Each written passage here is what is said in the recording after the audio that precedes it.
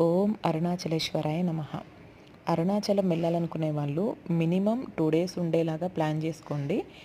2 days ఉంటే బాగా గిరి ప్రదక్షిణ చేసుకొని, అలాగే దేవుని దర్శనం కూడా చేసుకొని ప్రశాంతంగా రావచ్చు. ఎటువంటి హడావిడి లేకుండా. లేదు ఒక్క రోజులో మేము వెళ్ళి రావాలి అనుకుంటే ఓన్లీ ప్రదక్షిణ కానీ, లేకపోతే దర్శనం కానీ ఏదో ఒకటే అవుతుందండి. ముందే ప్లాన్ చేసుకోండి. అట్లనే ఇంటి దగ్గర నుంచే రూమ్స్ బుక్ చేసుకొని వెళ్ళండి. ఎందుకంటే అక్కడికి వెళ్ళిన తర్వాత అంత ఈజీగా రూమ్లు దొరకవు. బై ఛాన్స్ దొరికినా కూడా చాలా కాస్ట్ ఉంటాయి. ఇంటి దగ్గర నుంచే మనం బుక్ చేసుకుంటే తక్కువ రేట్ వస్తుంది.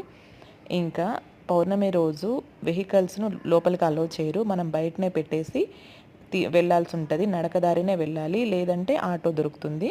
అందుకే కారులో పెట్టేసినాం కదా అనేసి వదిలేయకుండా సామాన్లు ప్రాపర్గా బ్యాగ్లో సర్దుకొని మనం తీసుకెళ్ళేలా ఉండాలి. అలా సర్దుకోండి నీట్గా.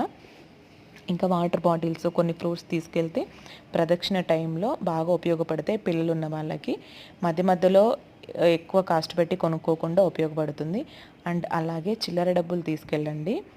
మనం వెళ్ళే ప్రతి గుడిలోనూ డబ్బులు వేసి, అలాగే కొంతమంది సాధువులు ఉంటారు, ఆ సాధువులకు కూడా ఇస్తూ వెళ్తే చాలా మంచిది. అరుణాచలంలో చాలా అంటే చాలా మంచిది. అట్లాంటి వాళ్ళకి ఇవ్వాలి కూడా. వాళ్ళు సన్యాసులు, సాధువులు ఆ దైవభక్తిలో ఎప్పుడు అక్కడే ఉండిపోతారు. ఇంకా కర్పూరం బిళ్ళలు తీసుకెళ్ళండి. ప్రతి చోట మనం కొబ్బరికాయ కొట్టలేకపోయినా సరే కర్పూరం వేస్తూ దండం పెట్టుకొని వెళ్తే మనసు ప్రశాంతంగా అనిపిస్తుంది.